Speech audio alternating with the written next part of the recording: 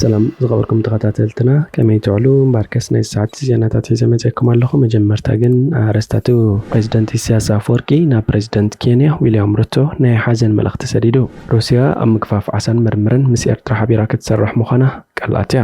ኣሜሪካ ንዩክሬን ብሕቡእ ሚሳይላት ትባታ ተባሂሉ። ኣሜሪካ ሃስታት 100 ቢልዮን ወታደራዊ ደገፍ ንዩክሬን እስራኤልን ታይዋንን ክትህብ ምዃና እውን ተገሊጹ ኣሎ።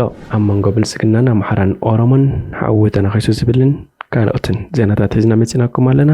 ሰናይ ምክትታል። ኣብ መንጎ ብልጽግና ኣምሓራን ኦሮሞን ሓዊ ተነኺሱ። ክልላዊ መንግስቲ ኣምሓራ ነቲ ወያነ ብወገን ራያን ኣላማጣን ዝፈነወታ አንደበታዊ መጥቃዕቲ ዝኾነን ተሪር መግለፂ ውፅኡ። ኣብቲ ብወግዒ ኣብ መርበባት ሓበሬታት ሃገር ተዘርጊሑ ዘሎ ተሪር መግለፂ ክልላዊ መንግስቲ ኣምሓራ ሰራዊት ወያነ ካብቲ ብሓይሊ ገቢጥዎ ዘሎ መሬት ብህፁፅ ምስ ዘይወፅእ ኣብ ቀረባ እዋን መሬቱ ንምምላስ ወታደራዊ ስጉምቲ ከም ዝወስድ ብዕለ ፍሊጥ ኣሎ። እዚ ከምዚ ኢሉ እንከሎ መንግስቲ ፌደራል ዝኾነ ይኹን መግለፂ ኣይውፅአን ዘሎ። ምንጭታት ካብ ቤት ጽሕፈት ቀዳማይ ሚኒስተር ከም ዝሕብሮ መንግስቲ ፌደራል ብዛዕባ እቲ ወያነ ዝፈነወታ አንደበታዊ መጥቃዕቲ ኣቐዲሙ ፅፁይ ኣፍልጦ ከም ዝተዋህቦን ኣብቲ ጉዳይ ብኣባላት ፀጥታ ኣቢሉ ተሳታፊ ምንባሩን እዩ ዝሕበር ዘሎ። ክልላዊ መንግስቲ ኣምሓራ መንግስቲ ፌደራል ፀግዒ ወያነ ሒዙ ምህላው ብዝግባእ ተገንዚቡ ምህላው ዝሕብሩ ምንጭታት እውን ኣለዉ። ድሮውን ኣብ መንጎ ክልቲኦም ወገናት መፍሕፋሕ ተፈጢሩ ይርከብ። ምንጭታት ካብ ኣዲስ ኣበባ ከም ዝሕብርዎ ዘለዉ ሓለፍቲ ክልላዊ መንግስቲ ኣምሓራን ላዕለዎት ሓለፍቲ ብልጽግናን መንግስቲ ፌደራል ነቲ ብወያነ ዝተፈነወ ወታደራዊ መጥቃዕቲ ብወግዑ ክኾንኖ ብዘይምኽኣሉ ክጥዕሙ ኣብ ምግላጽ ይርከቡ።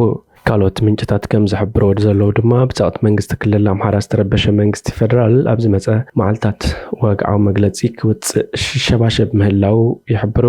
ሓለፍትን ኣባላት ፀጥታን ክልል ኣምሓራ መንግስቲ ፌደራል ኣብ ፀግዒ ኣዲስ ኣበባ በፂሑ ዘሎ ኩናት ምስ ፋኖ ንምፍኳስ ብዕጡቃት ወያነ ኣቢሉ ናይ ጥምዘዛ ወይ ዳይቨርሽን ኩናት ከም ዝኸፈተ ዝገልጽ ሰነድ ናብ ጎረባብቲ ሃገራት ፈንዮም ከም ዘለውን ይንገር ኣሎ። ውሕዳት ዘይኮኑ ሓለፍቲ እውን እቲ መጥቃዕቲ ብፍቃድ መንግስቲ ፌደራል ከም ዝተኻየደ ይኣምኑ ተባሂሉ እዩ ዝግለጽ ዘሎ። ብዛዕባ ግጭት ኣላማጣ ምፅንባር ህወሓትን ብልጽግናን ጌታቸው ረዳ ተዛሪቡ። ፕሬዚደንት ግዚያዊ ምሕዳር ትግራይ ኣቶ ጌታቸው ረዳ ኣብ ዝሓለፈ ሰሙን ኣብ ወሰንቲ ከባቢታት ትግራይን ኣምሓራን ዘጋጠመ ግጭት ስሩዕ ሓይልታት ዝተሳተፈሉ ገንፂ ከም ዘይኮነ ተዛሪቡ። ንሱ ብሰለስተ ምሸት ምስ ፎከስ ኦን ኣፍሪካ ኣብ ዝገበሮ ጸንሒት እቲ ጎንፂ ኣብ መንጎ ክልቲኦም ክልላት ዘለዎ ኣባላት ምልሻ ዝነበረ ብምባል እቲ ኣብ ሰሜን ኢትዮጵያ ዝነበረ ኩናት ሓድሕድ ጠጠው ንምባል ዝተፈረመ ስምምዕ ፕሪቶሪያ ክትግበር ዘይደልዩ ኣካላት ግን ጎንፂ ንምፍጣር ይፅዕሩ ኣለዉ ክብል ከሲሱ። ይኹን እምበር እዞም ናይ ውሽጢ እንግዳም ዝበሎም ኣካላት ብስም ኣይፀዋዕምን። ኣቶ ጌታቸው ብዛዕባ እቲ ዝሓለፈ ሰሙን ዘጋጠመ ግጭት ከረድእ እንከሎ ገለብ ሸነኽ ኣምሓራ ዝድገፉ ኣባላት ምልሻ ዝተፈላለዩ ዘስጎም ምንቅስቃሳት ክገብሩ ጸኒሖም እዮም። ብትግራይ ወገን ዘለዉ ኣባላት ምልሻ ኸ ንዑ መልሲ ሂቦም ኢሎም ነዚ ስዒቡ ምሕዳር ክልል ኣምሓራ ዘውፅኦ መግለፂ ኣብ ባይታ ዘሎ ሓቂ ዘየገናዘበ እዩ ዝበለ ኣቶ ጌታቸው ኣብቶም ንክልቲኡ ክልላት ዘሰሓቡ ከባቢታት ዘሎ ዘይሕጋዊ ምሕዳር ኣብ መንጎ ማእከላይን መንግስትን ህወሓትን ዝተበፅሐ ስምምዕ ሰላም ሙሉእ ብሙሉእ ተግባራዊ ንኸይከውን ይገብር ኣሎ ክብል ኣብርሂቡ። ኣብ መንጎ ትግራይን ኣምሓራን ወይ ፌደራል መንግስትን ትግራይን ግጭት ኣይነበረን። ኣጋጣሚ ኮይኑ ግን ክልል ኣምሓራ መግለፂ ኣውፅኡ። ኣብ ባህር ዳር ዘሎ ኣካላት ግን ፍልልይ ብዘተ ንምፍታሕ እንኳ ኣማራፂ ምዃኑ ክግንዘቡ ኣለዎም ይብል።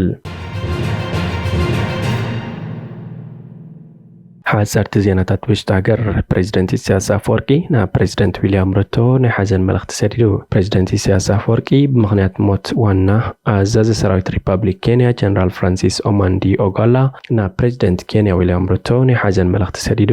ፕሬዚደንት ኢሳያስ ኣፈወርቂ ኣብ መልእኽቱ በቲ ዘጋጠመ ዘሕዝን ሓደጋ ምሕምሻሽ ሄሊኮፕተር ዝተሰምዖ ሓዘን ብምግላጽ ንፕሬዚደንት ዊልያም ሩቶ ከምኡውን ንመንግስትን ህዝብን ኬንያን ስድራ ቤት ሞዋትን ጽንዓት ተመንዩ። ዋና ኣዛዚ ሰራዊት ኬንያ ጀነራል ፍራንሲስ ኦጓላ ብ18 ሚያዝያ ኣብ ሰሜናዊ ምዕራብ ናይሮቢ ዘጋጠመ ሓደጋ ምውዳቕ ሄሊኮፕተር ምስ 9 ኣዘዝቲ ሰራዊቱ ከም ዝሞተ ዝዝከር እዩ። ብኻልእ ወገን ድማ ሩስያ ኣብ ምግፋፍ ዓሳን ምርምርን ምስ ኤርትራ ሓቢራ ክትሰርሕ ቅድሚ ትማሊ 23 ሚያዝያ 2024 ሚኒስትሪ ሃብቲ ባሕሪ ኤርትራ ኣቶ ተወልደ ቃላቲ ምስ ኣምባሳደር ሩስያ ብኤርትራ ኢጎር ሞስኮው ኣብ ቤት ጽሕፈቱ ብምቕባል ኣብ መንጎ ሩስያን ኤርትራን ኣብ ዓውድታት ዓሳን ምርምር ሃብቲ ባሕሪ ኤርትራን ዝካየድ ምትሕብባር ኣገባባት ዘትዮም። እቶም ሰበስልጣናት ክልቲአን ሃገራት ጽላት ብጽላት ክስራሓሉ ናይ ዝመደባ ኣብ ቁጠባ ዲፕሎማሲ ወታደራውን ጸጥታን ክልቲኦም ሃገራቶም ሰፊሕ ዝርርብ ኣካይዶም ክብል እቲ ሓበሬታ ይሕብር። ኣሜሪካ ንዩክሬን ብሕቡእ ሚሳይላት ከም ዝሃበታ ተገሊጹ። ዩክሬን ካብ ኣሜሪካ ብሕቡእ ዝተዋህባ ዓይነታት ሚሳይላት ኣንጻር ወረርቲ ሓይልታት ሩስያ ክትጥቀም ምጅማራ ሰበስልጣን ኣሜሪካ ኣረጋጊጾም። እዚ ኣጽዋር ኣካል ናይቲ ኣብ ወርሒ መጋቢት ብፕሬዚደንት ኣሜሪካ ጆ ባይደን ዝጸደቐ $300 ሚልዮን ዝግመት ናይ ሓገዝ ፓኬጅ ኮይኑ ኣብዚ ወርሒ እዚ ናብቲ ሃገር በፂሑ ዘሎ። ድሮን ተወሓደ ሓደ ግዜ ኣብ ዝተጎብታት ግዛት ክሪምያ ዝርከቡ ዕላማታት ሩስያ ንምውቃዕ ኣብ ረብሓ ከም ዝውዕሉ ድማ ማዕከናት ዜና ኣሜሪካ ጸብጺበን። ፕሬዚደንት ባይደን ንዩክሬን ዝኸውን ሓድሽ ናይ $61 ቢልዮን ፓኬጅ ሓገዝ ኣብ ዝቐረባ ፈሪሙሎ። ኣሜሪካ ቅድሚ ሕጂ ንዩክሬን ናይ ማእከላይ ርሕቀት ሚሳይላት ሲስተም ዝተቕርበላ እኳ እንተነበረት ካብኡን ላዕሊ ዝሓየለ ኣጽዋር ክትሰድድ ፍቓደኛ ኣይነበረትን። ናይዚ ምኽንያት ከዓ ብኸፊል ንወታደራዊ ድልውነት ኣሜሪካ ዋጋ ዕዳጋ ከም ምእታው ከይከውን ብዝብል ስክፍታታት እዩ። እንተኾነ ጆ ባይደን ነቲ ክሳብ 300 ኪሎ ሜትር ርሕቀት ክውንጨፍ ዝኽእል ናይ ነዊሕ ርሕቀት ስርዓተ ሚሳይል ንምልኣኽ ኣብ ወርሒ ለካቲት ብሕቡእ ፍቓድ ከም ዝሃበ ይንገር። ወሃቢ ቃል ሚኒስትሪ ጉዳያት ወጻኢ ኣሜሪካ ቬዳንት ፓቴል ኣሜሪካ ንዩክሬን ብትእዛዝ ፕሬዚደንት ናይ ነዊሕ ርሕቀት ስርዓተ ሚሳይላት ከም ዝሃበት ከረጋግጽ ክእለ ኢሉ። ኣሜሪካ ብመሰረት ካብ ኬቭ ዝቐረበላ ሕቶ ስርሒታዊ ድሕነት ዩክሬን ንምውሓስ ብዝብል ኣቐዲማ ነዚ ወግዓዊ ኣይገብረትን ክብል ወሲኹ ገሊጹ። ክንደይ ዝኾን ዓይነት እቲ ኣጽዋር ከም ዝተለኣኸ እኳ ንጹር ተዘይኮነ ኣማኻሪ ሃገራዊ ድሕነት ኣሜሪካ ጄክ ሱሊቫን ግን ዋሽንግተን ተወሳኺ ክሰድድ መደብ ከም ዘለዋ ኣነጺሩ ኣሎ። ለውጢ ከምጽኦም ክብል እውን ብዛዕባ እቶም ሓደሽቲ ሚሳይላት ተዛሪቡ። እቶም ነዊሕ ርሕቀት ዝጓዓዙ ሚሳይላት ኣብ ዝሓለፈ ሰሙን ንፈለማ እዋን ኣብታ ዝተጎብተት ክሪምያ ንዝርከብ ማዕርፎ ነፈርቲ ሩስያ ንምውቃዕ ኣብ ረብሓ ከም ዝውዕሉ ማዕከን ዜና ሮይተርስ ንሓደ ስሙ ዘይጠቐሰ በዓል ስልጣን ኣሜሪካ ብምጥቃስ ጸብጺቡ። ከምኡውን ብሰሉስ ኣብታ ዝተጎብተት ወደባዊት ከተማ በርዲያንስክ ኣብ ልዕሊ ዝርከቡ ወታደራት ሩስያ ብዝተፈጸመ መጥቃዕቲ ከም ዝተጠቀመትሎም ኒውዮርክ ታይምስ ጸብጺቡ። መንግስቲ ዩክሬን ኣብ ዝሓለፈ ኣዋርሕ ክዙናት ተተኮስቲ ይውድእዎ ምህላዎምን ሩስያ ናብ ቅድሚት ምግስጋሳ ከም ዝቐጸለትን ብምግላጽ ምዕራባውያን ሃገራት ዝገብርኦ ሓገዝ ክሕይላ ተደጋጋሚ ጻውዒት ከቕርብ ምጽንዑ ይፍለጥ። እዚ ሓድሽ ፓኬጅ ሓገዝ ከዓ ካብ ገለ ኣባላት ኮንግረስ ተቃውሞታት ምቕራቦም ንኣዋርሕ ድሕሪ ዝጸንሐ ምትዕንቓፍ እዩ ስዒቡ ዘሎ። ባይደን ከም ሕጊ ንኽጸድቕ ድሕሪ ምፍራሙ ንኣሜሪካ ውሕስቲ ክገብራዩ ንዓለም ውሕስቲ ክገብራዩ ክብል ተዛሪቡ። ፕሬዚደንት ዩክሬን ቭላድሚር ዘለንስኪ ነቲ ፓኬጅ ሓገዝ ስዕቡ ኣብ ዝሃቦ መግለጺ ሕጂ ኣብ ክትዓትን ጥርጣረታትን ዘሕለፍናዮ ፍርቂ ዓመት ንምኽሓስ ኩሉ ነገር ክንገብር ኢና ኢሉ። ዘለንስኪ ዩክሬን ኣብ እዋን ክረምቲ ንከተማ ኣቭዲቭካ ድሕሪ ምልቃቓ ሩስያ ኣብ ዝቕጽሉ ሰሙናት መጥቃዕቲ ከተካይድ ትጽቢት ከም ዝግበር ኣብ ቀረባ እዋን ኣጠንቂቑ ነይሩ። ሓይልታት ዩክሬን ኣብ ዝሓለፈ ኣዋርሕ ብሕፅረት ተተኮስትን ስርዓተ ምክልኻል ኣየርን ተጸጊሞም ዝነበሩ ኮይኖም ሰበስልጣን እቲ ሃገር ካብ ኣሜሪካን ካልኦት መሓዙት ምዕራባውያን ሃገራትን ዝወሃብ ወታደራዊ ሓገዝ ምድንጓዩ መንቀል ምጥፋእ ህይወትን መሬትን ከም ዝኾነ ይገልጹ። ሩስያ ብ24 ለካቲት 2022 ንዩክሬን ካብ እትወርር ንድሓር ብክልቲኡ ወገን ብዓሰርተታት ኣሽሓት ዝቑጸሩ መብዛሕትኦም ወታደራት ሞይቶም ወይ ቆሲሎም ብሚልዮናት ዝቑጸሩ ሰባት ድማ ካብ መረበቶም ሃዲሞም ከም ዘለዉ ተገሊጹሎም። ኣሜሪካ $100 ቢልዮን ወታደራዊ ደገፍ ንዩክሬን እስራኤልን ታይዋንን ክትህብ እያ። ፕሬዚደንት ኣሜሪካ ጆ ባይደን ተወሳኺ ወታደራዊ ዝርከቡ ዓቢ ደገፍ ንዩክሬን እስራኤልን ታይዋንን ከም ዝህብ ኣፍሊጡ። እቲ ብኮንግረስ ዝጸደቐ ደገፍ $95 ቢልዮን ዝበጽሕ እዩ። ንድሕነት ኣሜሪካ ይኹን ዓለም ውሕስ ዝገብር ክብል ባይደን ኣብቲ ሕጊ ክታሙ ድሕሪ ምንባሩ ተዛሪቡ። ብቕልጡፍ ተወሰኽቲ ኣጽዋርን ኣድላይ መሳርሕታትን ንዩክሬን ንምስዳድ ይዳለዉ ከም ዘለዉ እውን ፕሬዚደንት ባይደን ገሊጹ ኣሎ። እቲ ደገፍ ሰራዊት ዩክሬን መጥቃዕትታት ሓይልታት ሩስያ ምክልኻል ኣብ ዝገብሮ ዘሎ ቃልሲ ዝሕግዝ እዩ። እቲ ኣብ ኮንግረስ ተደናጊዩ ዝጸንሐ ፖሊሲ ትማሊ ላዕለዋይ ባይቶ ሰነት ብዝሓለፈ ውሳነ ከም ሕጊ ጸዲቑ ዘሎ። እቲ ውሳነ 79 ኣባላት ሰነት ደገፎም ክህቦም ከለዉ 18 ድማ ተቃዊሞሞ።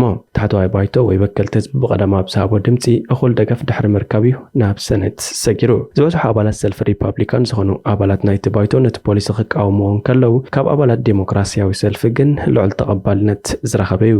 ብውሕዱ $61 ቢልዮን ካብቲ ተወሲኑ ዘሎ ደገፍ ንዩክሬን ከም ዝወሃብ ይፍለጥ። እቲ ወታደራዊ ሓገዝ ነታ ብሰንኪ ስእነት ተተኮስትን ምዕቡል ኣጽዋርን እናተዳኸመት ክትከይድ ጸንሐት ዩክሬን ናይ ምክልኻል ሓይሊ ዝህብ እዩ። ትማሊ ሰሉስ ጥራይ ኣብታ ሃገር ዝዓበየት ከተማ ካሪቭ ብሰብ ኣልቦ ነፈርትን ሚሳይላትን ሩስያ ተደብዲባ ነይራ። ኣዛዚ ሃገራዊ ሓለዋ ዩክሬን ጀነራል ኦሌክሳንደር ፒቭኔንኮ ሓይልታት ሩስያ ነታ ከተማ ንምቁጽጻር መጥቃዕትታቶም ክሕይሉ ከም ዝኽእሉ ኣሚቱ። ኣሜሪካ እቲ ኩናት ኣብ ለካቲት 2022 ካብ ዝጅምር ክሳብ ጥሪ 2024 ኣብ ዝነበረ እዋን ጥራይ ልዕሊ $40 ቢልዮን ዝግመት ወታደራዊ ደገፍ ንዩክሬን ከም ዝሃበታ ይግለጽ። ንእስራኤልን ታይዋንን ዝተወሰነ ደገፍ ካብቲ ትማሊ ዝተወሰነ ደገፍ እቲ $17 ቢልዮን ንእስራኤል ዝውሃብ እዩ ካልእ $9 ቢልዮን ድማ በቲ ኣወሽ መጥቃዛን ካልኦት ክፋላት ዓለም ዝተወልዑ ግጭታት ዝተጸልወ ሲቪላውያን ንምሕጋዝ ክውዕል እዩ ኣሜሪካ ንታይዋንን ኣብ ኤስያ ፓሲፊክ ዝርከባ ንዴሳዊ ቻይና ዝብድሃ ዘለዋ ካልኦት መሻርክተን እውን $8 ቢልዮን ክትህብ መዲባላ ሚኒስትሪ ጉዳያት ወጻኢ እስራኤል ኮንግረስ ኣሜሪካ ንድሕነት እስራኤል ዘሎ ዘይዕጸፍ ተወፋይነት ኒዱ እስራኤልን ኣሜሪካን አንጻር ሽበረን ከምኡን ዲሞክራሲን ናይ ሓባር ክብርታትና ንምክልኻልን ኣብ ዝግበር ቃልሲ ብሓባር ደው ኢለን ኣለዋ ኢሉ ኣሜሪካ ዓመታዊ ኣስታት $3.8 ቢልዮን ንእስራኤል ከም እትህባ ይፍለጥ በቲ ንታይዋን ክውሃብ ተወሲኑ ዘሎ ደገፍ ዝተቆጣዐት ቻይና ግን እቲ ውሳኔ ነቲ ሓንቲ ቻይና ዝብል መትከል ዝተሓሲቡ ብምባል ነቶም ናጽነት ዝድግፉ ተገንጸልቲ ሓይልታት ወይ ታይዋን ጉጉይ ምልክት ዝህብ እዩ ክትብል ተቃውሞ ገሊጻ ኣላ ኣሜሪካ ናጽነት ታይዋን ከይትድግፍን ንዝኣተወቶ መብጽዓ ኣጽዋር ካብ ምሃብ ብምሕያብ ኣብ ግብሪ ከተርእዮ ንምሕፀን ክትብል ኣፈኛ መንግስቲ ቻይና ተዛሪባ ምሩጽ ፕሬዚደንት ታይዋን ዊሊያም ላይ ግን እቲ ደገፍ አንጻር ምልካውነትን ዝግበር ምክልኻል ዝሕይል ክብል ሓጎሱ ገሊጹ እቲ ቻይና ከም ሓንቲ ካብ ኣውረጃታት እተሓስባ ታይዋን ናይ ቤነ ርእሰ ምምሕዳር ዘለዋ ኮይና ከም ሃገር ዓለም ለኻዊ ተፈለጥነት ዘይረኸበት እያ እቲ ጆ ባይደን ዝፈረመሉ ናይ ሓገዝ ፖሊሲ ንቲክቶክ ኣብ ኣሜሪካ ተቐሊሉ ክእግድ ዘኽእል ትሕዝቶ ዘጠቓለለ እዩ ነቲ ውሩይ ማሕበራዊ ሚድያ ዝውንን ቻይናዊ ትካል ኣብ ውሽጢ 9 ኣዋርሕ ብፅሒቱ ክሸጦ እንተዘይኪሉ ወይ ደገፍ ኣሜሪካ ዘለዎ ዓዳግ እንተዘይረኺቡ ቲክቶክ ካብ መላእ ኣሜሪካ ክዕፆ ከም ዝኽእል መጠንቀቕታ ተዋሂቡሎ መሰረት እቲ ሕጊ ፕሬዚደንት ኣሜሪካ ነቲ ገደብ ግዜ ብተወሳኺ 9 መዓልቲ ክነውሖ ይኽእል እዩ እቲ ኣብቲ ሃገር 170 ሚልዮን ዓማዊል ዘለዎ ቲክቶክ ውልቃዊ ሓበሬታ ናብ መንግስቲ ቻይና ኣሕሊፉ ከይህብ ዝተፈጥረ ስጋኣት እዮም ኣባላት ኮንግረስ ክዕፆ ወይ ውሕስ ዋና ክርከበሉ ዓብላሊ ደገፎም ሂቦም ዘለው ቲክቶክ ግን ዛጊት ይኹን ኣብ መጻኢ ዝኾነ ሓበሬታ ዓማዊሉ ንመንግስቲ ቻይና ከም ዘይህብ እዩ ዝምጉት እምበርከስ ዝኸበርኩም ተኸታተልትና እዚ ሰዓት እዚ ዜናዊ መሰናዶ ናብዚ ፍጸም ሓደሽ ዜናታት ምክትታል ሰብስክራይብ ሼር ላይክ ኮሜንት ምግባር ኣይትረስዑ ኢኹም ሰላም